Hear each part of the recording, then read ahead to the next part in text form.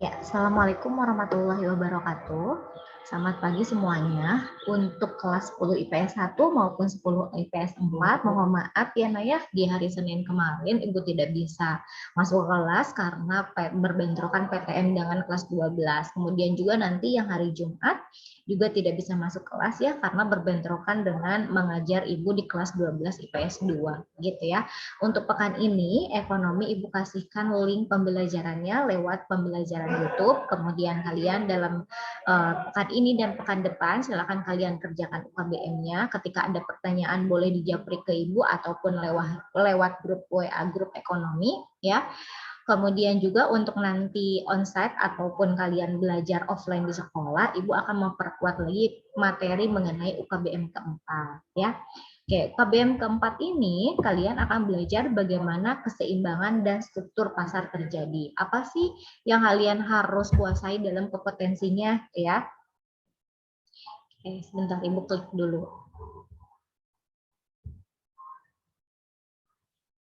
Oke, dalam UKBM keempat ini, nak, kalian harus menguasai yang pertama adalah harga keseimbangan terjadi seperti apa.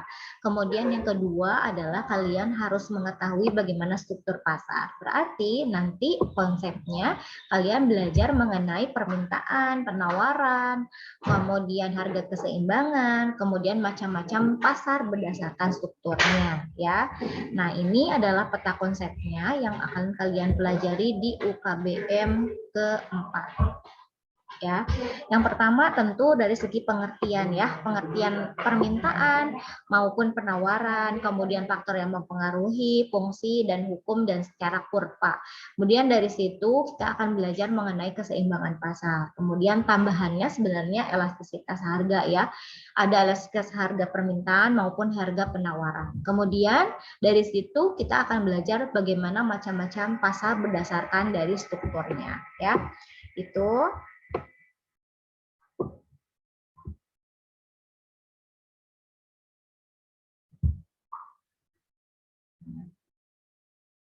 Kemudian untuk untuk pendahuluan itu tidak usah dikerjakan ya Naya. Jadi diinikan saja bahwa sudah dibaca, diklik aja biar bisa next ke pembelajaran setelahnya.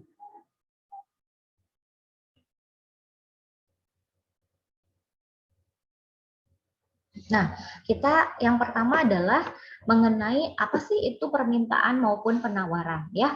Permintaan itu istilah lainnya demand. Sebenarnya simbolnya adalah D besar atau quantity demand, QD ya. Nah, ialah keinginan yang disertai oleh kemampuan untuk membeli barang dan jasa pada harga dan waktu tertentu. Nah, permintaan ini artinya datangnya dari konsumen. Nah, jadi seberapa banyak konsumen itu membeli barang dan jasa yang dia butuhkan. Berarti permintaan, gitu ya. Kita semua konsumen, berarti setiap hari kita melakukan permintaan karena kita setiap hari harus memenuhi kebutuhan. Nah, di sini bahwa pengertian permintaan yang pertama adalah berbagai kombinasi harga dan jumlah tertentu. Kemudian agar terjadi permintaan, maka konsumen harus ada keinginan untuk membeli ya, keinginan membeli dan mampu. Kemudian permintaan menunjukkan pembeli pada saat suatu periode waktu tertentu. Oke.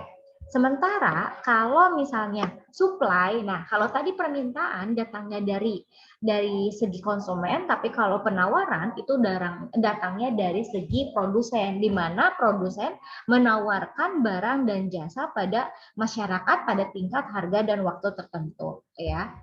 Kemudian kalau kita membeli ataupun menawarkan, membeli selaku konsumen pasti ada faktor-faktor yang mempengaruhinya ya.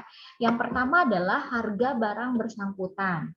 Kemudian adalah selera, kemudian pendapatan, perubahan jumlah penduduk, harapan atau ekspektasi di masa depan, harga barang lain, jumlah dan karakteristik penduduk, hari raya keagamaan, kondisi sosial ekonomi. Oke, itu faktor yang mempengaruhi permintaan. Contohnya kayak gini, nak, harga barang bersangkutan. Jadi ketika harga satu barang, misalnya handphone lah, ibu punya handphone nih, harga awalnya adalah 3 juta misalnya ya. Terus ketika ibu 3 juta gitu ya, maka ibu belinya satu. Tapi ketika tiba-tiba harga 3 juta ini itu turun menjadi 1 juta rupiah gitu.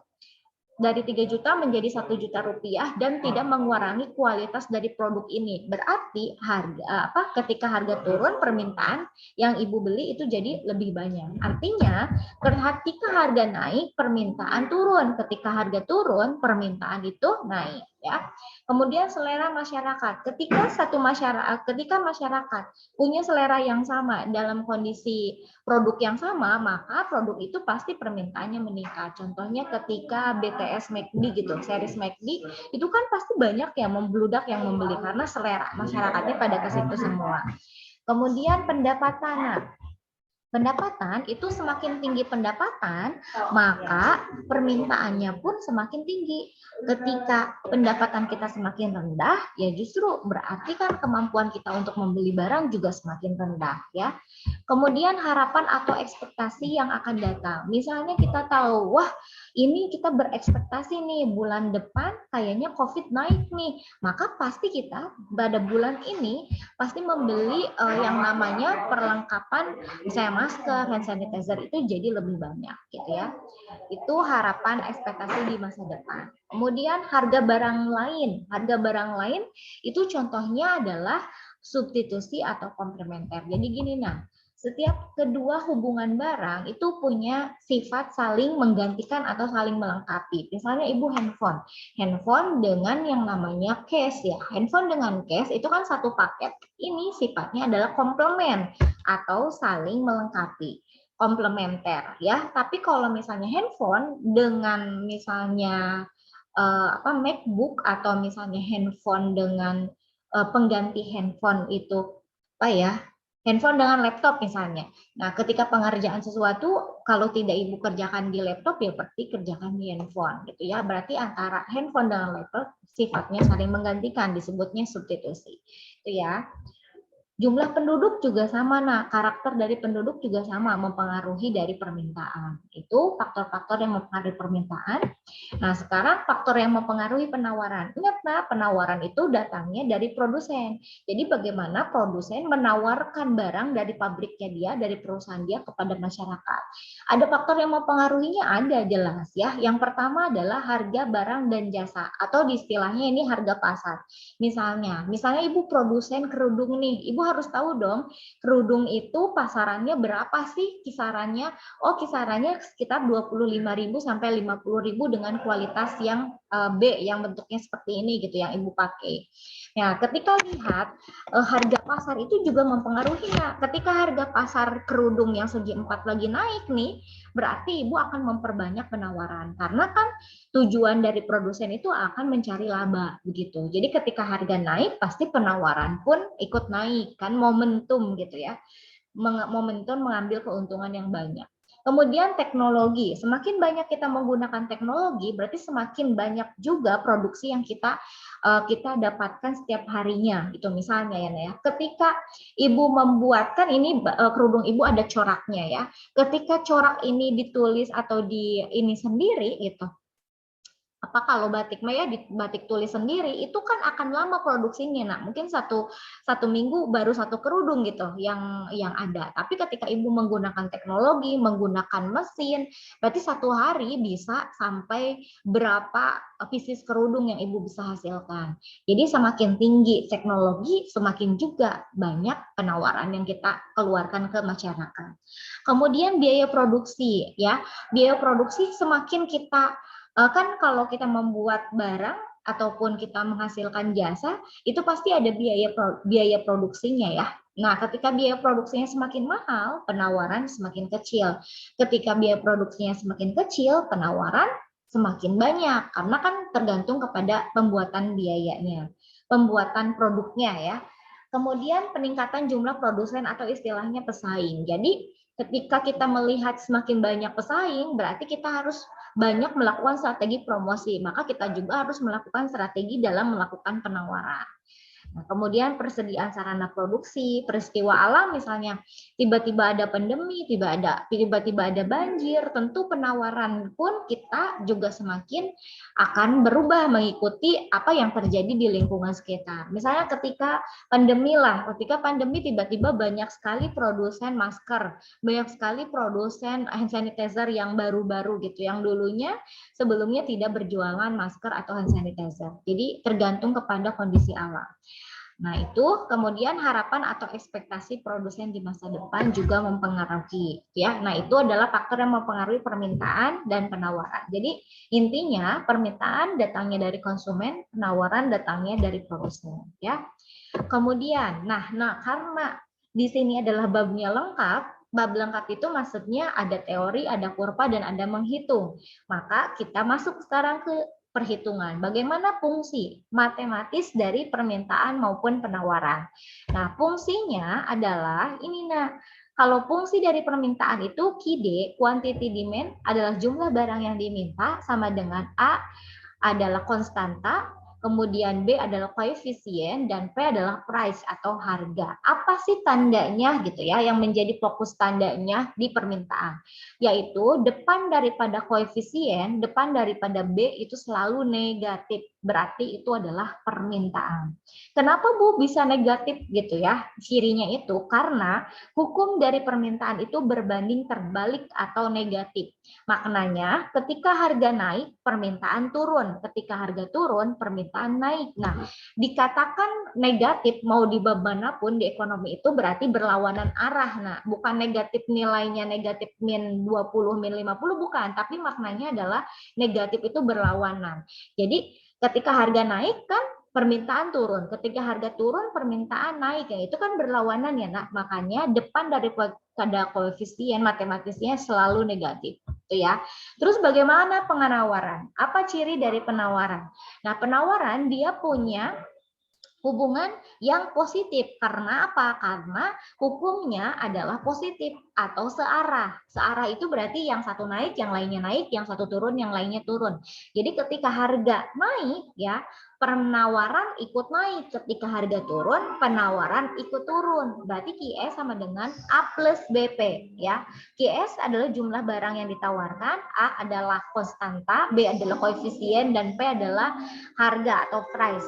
Apa tandanya tadi? Positif. Jadi ingat ya, Naya, depan daripada koefisien itu kalau permintaan negatif, kalau penawaran positif. Jadi misalnya QS sama dengan 50 min 2P. Berarti kalau min depannya min itu min 2P, depan dari koefisien negatif udah pasti permintaan. Itu ya.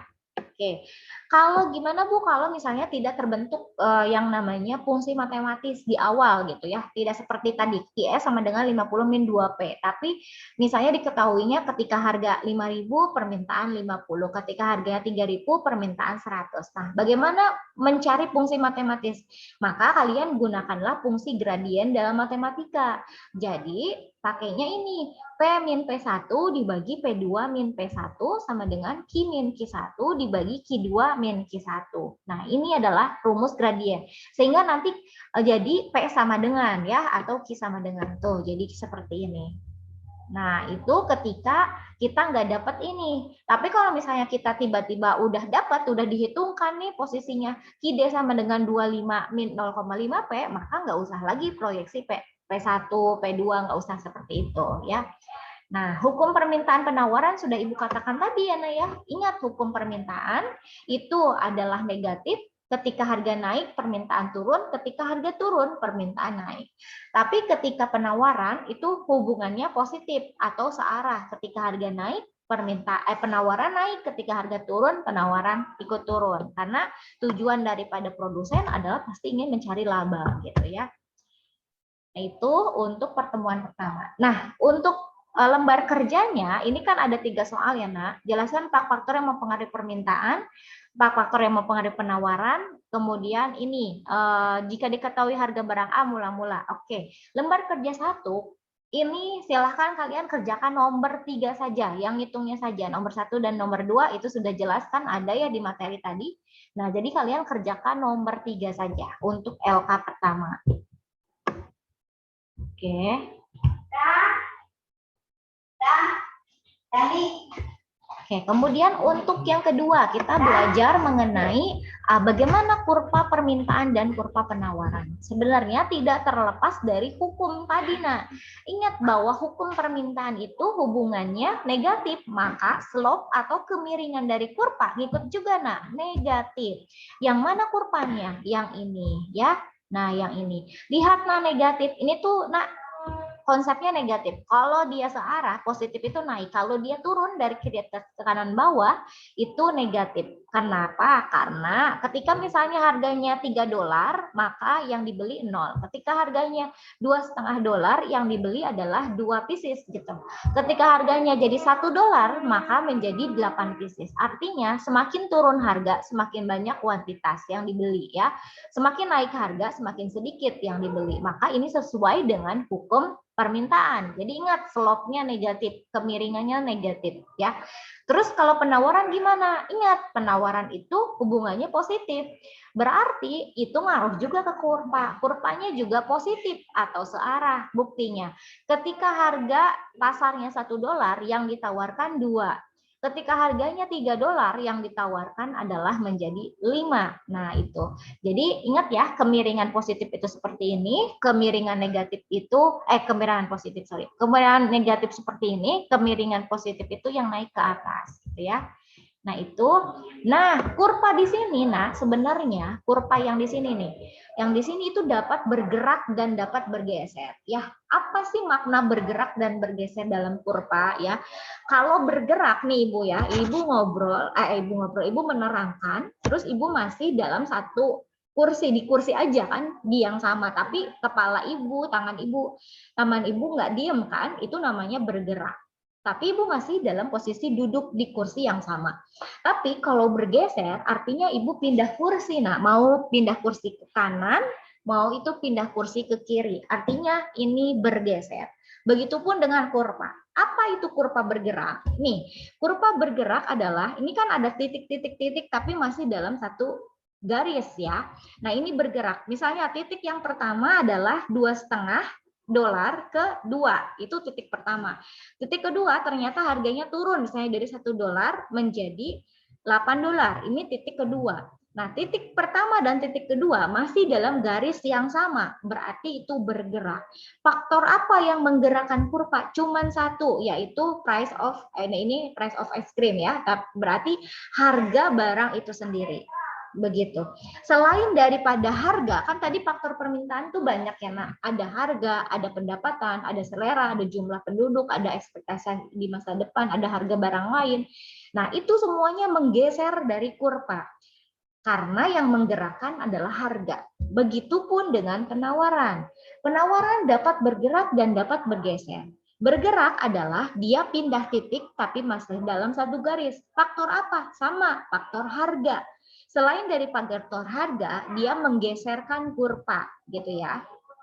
Nah, bagaimana kondisi menggeser? Nah, kalau geser itu bisa ke kanan, bisa ke kiri, ya. Nah, geser kurva kalau misalnya ke kanan nih, dari D1 ke D2, itu berarti geser kanan. Artinya permintaannya semakin banyak karena kuantiti yang dibeli semakin banyak. Itu bergeser ke kanan. Bu, kalau geser ke kiri gimana?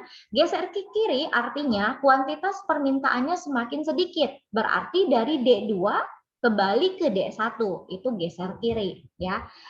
Nah, kemudian bagaimana dengan penawaran? Geser kanan, geser kiri, sama. Nah, tapi konsepnya kalau geser kanan, intinya gini, kalau geser kanan itu jumlah permintaan atau penawaran dalam segi jumlahnya, Q-nya itu bertambah. Tapi kalau geser kiri semakin berkurang. Jadi kalau kita berbicara penawaran, kurvanya seperti ini, mana yang disebut geser kanan?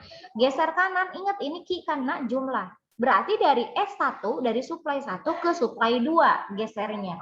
Terus kalau geser ke kiri gimana? Berarti kuantitasnya semakin sedikit, semakin ke sini. Berarti dari S2 ke S1. Nah, itu ya. Itu yang disebut dengan kurva bergeser ke kanan dan ke kiri. Nah, contohnya gini, misalnya ya, pendapatan mengalami kenaikan, bagaimana efeknya terhadap kurva permintaan? Nah, ingat pendapatan itu akan geser pengaruhnya, tapi masalahnya geser kanan atau kiri. Nah, pendapatan bertambah, berarti semakin banyak dong permintaannya, kemampuan kita untuk membeli barang semakin banyak, berarti oh udah geser kanan. Jadi kurva permintaan akan geser ke kanan, begitu. Tapi kalau ada bagaimana pengaruhnya ketika harga naik? Ingat harga itu menggerakkan baik itu permintaan maupun penawaran. Jadi kurvanya ketika harga berubah, kurvanya adalah mengalami pergerakan, begitu ya. Nah, itu yang disebut dengan pergerakan dan pergeseran kurva. Kemudian bagaimana keseimbangan pasar? Oke, apa sih keseimbangan? Nah, misalnya kayak gini, kalian pergi ke pasar, kemudian kalian bawa uang 10.000, kalian mau beli bayam 2 ikat gitu ya. Ternyata kan bisa tawar-menawar ya. Ternyata harga bayamnya pertamanya 6.000 gitu satu ikat. Jadi kalau misalnya beli 2 ikat harus 12.000. Terus kalian negosiasilah dengan penjualnya.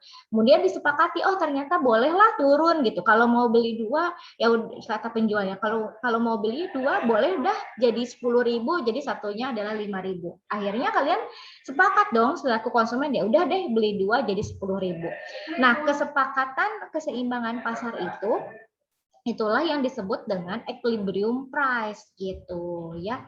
Jadi antara si konsumen dan si penjual itu sepakat bahwa oh yang jadi harganya 5.000 nih.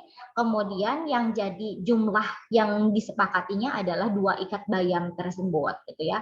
Terus tandanya Bu kalau di sini yang di mana nih? Kalau KIDE, ya keseimbangan pasar terjadi adalah KIDE rumusnya, KIDE sama dengan QS, PD sama dengan PS. Artinya KIDE QS, jumlahnya sama antara jumlah permintaan dengan jumlah penawaran. Kemudian harga yang disepakatinya sama, yaitu harga permintaan dan harga penawaran. Berarti lihat di sini, yang cari aja nak, yang KIDE permintaannya sama dengan penawaran angkanya. Berarti di sini 50 ya, dengan harga barangnya adalah 5.000 gitu. Jadi bagaimana kurvanya? Kurvanya karena KIDE QS atau PD PS, maka kurvanya adalah perpotongan antara kurva permintaan dan kurva penawaran. Yang turun, yang slope-nya negatif, kurva permintaan, yang slope-nya naik, itu kurva penawaran. Pasti ini ada titik potong kan? Ya, di sini. Titik tengah itu adalah equilibrium, artinya kesepakatan antara konsumen dan produsen. Di mana di angka 5.000 harganya, kemudian jumlahnya di angka 50, begitu ya. Nah, itu kalau dari segi kurva dan dari segi teori. Bagaimana kalau dari segi menghitung ya? Misalnya diketahui fungsi permintaan adalah QD sama dengan min 3P tambah 40 dan fungsi penawaran adalah QS sama dengan 2P min 5. Oke, kalian rumusnya masukkan QD sama dengan QS. Tapi kalau di sini diketahui price demand, misalnya PD sama dengan negatif 3Q tambah 40, price supply adalah sama dengan 2Q min 5. Sama aja nak. Masukin PDPS, QDQS. Karena kebetulan di sini yang diketahuinya QDQS, maka kita masukkan QDQS. QD masukkan negatif 3P tambah 40, QS-nya masukkan 2P min 5. Berarti kita satu-satukan antara yang ada price-nya yang konstanta. Ya, berarti negatif 3P, 2P ini pindah ruas ini 2P ya. 2P pindah ruas ke sini, kemudian ini negatif 5, kemudian positif 40 pindah ruas jadi negatif 40. Jadi 5P sama dengan, oh punten ini 5P harusnya ya Naya. Nah, sama dengan min 45. Jadi P adalah 9 gitu ya. Oke. Kemudian yang nah bagaimana KIDE-nya? KIDE-nya itu kalian tinggal yang namanya substitusi. Sebenarnya mau ke KIDE mau ke QS gitu. Ini sebenarnya proyeksinya ke saya angkat dana perhitungannya ini negatif 3P tambah 40, 2P min 5. Harusnya negatif 3P, oh ini nih, ini harusnya 2P, tapi kesininya betul ya, negatif 3P ditambah 2P harusnya. Jadi negatif 5P, terus negatif 40 di min 5, jadi negatif 45. Jadi 45 dibagi 5 adalah 9. Negatif bagi negatif positif ya. Kemudian QD sama dengan negatif 3P tambah 40, QD sama dengan negatif 3, substitusikan yang P ke Q. Berarti negatif 3 kali 9 tambah 40, jadilah Q-nya adalah 13 ya. Oke. Nah itu, jadi untuk pekan ini kalian belajarnya dari link YouTube rekaman Ibu ya. Karena Ibu jadwalnya bencong. Kemudian, nah kalau tadi kan kalian belajar mengenai yang namanya permintaan, penawaran, bagaimana keseimbangan pasar. Cuman belum diukur elastisitas. Nah, sekarang kita belajar mengenai elastisitas. Elastisitas itu apa sih? Elastis itu kan nih kayak Ibu ya. Ini adalah elastis. Kalau dalam benda dikatakan elastis itu begini. Ini faktor tangan, kemudian benda ditarik mengikuti tangan Ibu. Itu disebutnya elastis. Kemudian kalau tidak elastis itu yang kayak gimana? Ini ya. Konektor hijab Ibu ini adalah disebutnya tidak elastis. Tidak elastis itu berarti inelastis gitu ya. Kenapa? Karena Ibu tarik sekuat tenaga pun ya pada akhirnya akan putus gitu ya. Jadi ini tidak mengikuti tangan. Nah, permintaan dan penawaran pun itu bisa diukur tingkat kepekaannya atau tingkat elastisitasnya. Bagaimana faktor yang mempengaruhi, misalnya tangan, bagaimana si tangan ini berpengaruh terhadap si benda, begitupun permintaan ataupun penawaran. Bagaimana si harga sebagai tangan ini mempengaruhi permintaan dan penawaran gitu ya. Jadi ingat elastisitas itu mengukur tingkat kepekaan ya. Bagaimana rumusnya? Sebenarnya elastisitas itu ada 3. Nah, ada elastisitas permintaan dalam segi harga, kemudian ada elastisitas pendapatan atau elastisitas yield, dan yang ketiga adalah elastisitas silang atau cross gitu ya. Cuman yang dipelajari di sini nampaknya cuma satu, elastisitas harga aja. Jadi bagaimana harga sebagai tangan posisinya mempengaruhi permintaan maupun penawaran. Permintaan dan penawaran itu jumlah ya kalau di sini masih ininya si karetnya gitu ya. Oke, bagaimana rumusnya? Koefisien elastisitas harga itu adalah elastisitas, simbolnya E besar, delta Q dibagi delta P dikali P per Q. P per Q-nya itu yang pertama ya. Delta Q, delta itu perubahan jumlah barang yang diminta maupun ditawarkan sebenarnya.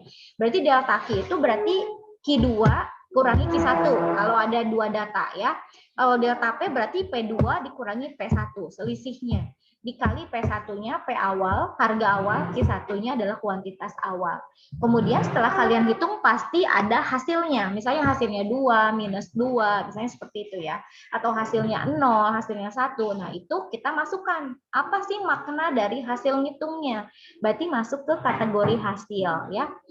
Kalau nilainya misalnya cuma 0,5, 0,8 itu berarti elastisitasnya kurang dari 1 disebutnya inelastis ya. Kemudian artinya kurang peka. Ada perubahan tapi kurang peka. Contohnya kalau ini peka banget ya. Contohnya yang bisa ditarik tapi yang ditariknya tidak terlalu bisa nariknya lebar. Berarti itu inelastis ya. Kemudian kalau hasilnya adalah lebih dari 1, contoh kalian menghitung 5, 10, 2. Nah, berarti itu elastis seperti karet yang Ibu ini kan ya. Ini sekarang. Nah, ini elastis. Nah, jadi peka, artinya harga itu sangat peka, bukan sangat peka, harga peka terhadap perubahan jumlah barang yang diminta. Terus uniter itu sama dengan 1 hasilnya. Jadi proporsional, kalau harganya berubah 10%, ya permintaan pun berubah 10%, jadi proporsional. Terus kalau inelastis sempurna, itu hasilnya adalah 0. Itu mah sangat tidak peka. Kalau inelastis itu kurang peka, tapi kalau inelastis sempurna, tidak peka, sangat tidak peka. Artinya nggak ada perubahan apapun. Nih, ini adalah kalau konektor hijab ibu itu disebutnya inelastis sempurna. Kenapa? Karena nggak ada perubahan sama sekali, nggak ada perubahan dia semakin memanjang atau semakin memendek ketika ada tarikan dari tangan ibu. Nah, itu adalah inelastis sempurna. Kalau elastis sempurna gimana? Elastis sempurna tanpa ada penarikan pun dia berubah. Jadi tanpa ada harga yang naik, harga yang turun, si kuantitasnya tetap gitu. Kuantitasnya berubah naik dan turun, begitu ya. Itu makna dari atau kategori hasil dari elastisitas. Itu ya Naya. Terus kita ke LK. Nah, ke lembar kerja kedua. Sebenarnya di sini ada dua soal. Gambarlah kurva. Oke, gambarlah kurva, kemudian diketahui harga barang A, itunya elastisitas permintaan. Oke, nomor 1 tidak usah karena itu udah jelas ada di materi ya. Nomor 2 yang kalian harus ngitung ya, silahkan kalian hitung pakai rumus delta Q per delta P kali P1 per Q1, rumus elastisitas ya. Itu kalian hitung. Jadi nomor 2, LK2 nomor 2 saja.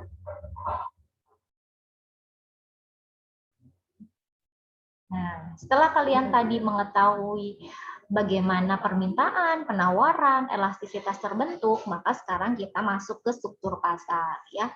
Di ekonomi mungkin di kalian pasar itu kebayangnya pasar tradisional ya. Tapi sebenarnya mall juga disebutnya pasar, tapi struktur pasar yang lain ya. Terus misalnya juga pasar buku Palasari itu juga pasar.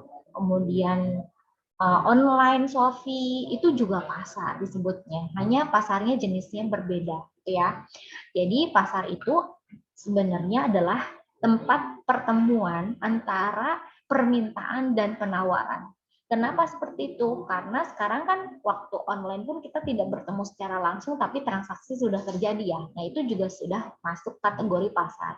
Jadi pasar itu adalah tempat pertemuan antara adanya permintaan maupun penawaran. Oke. Kita langsung ke struktur pasar ya, Nak. Karena yang lebih harus diutamakan itu adalah struktur pasar. Nah, pasar itu mempunyai struktur yang berbeda-beda. Ada dua strukturnya. Ada struktur pasar persaingan sempurna, ada struktur pasar persaingan tidak sempurna.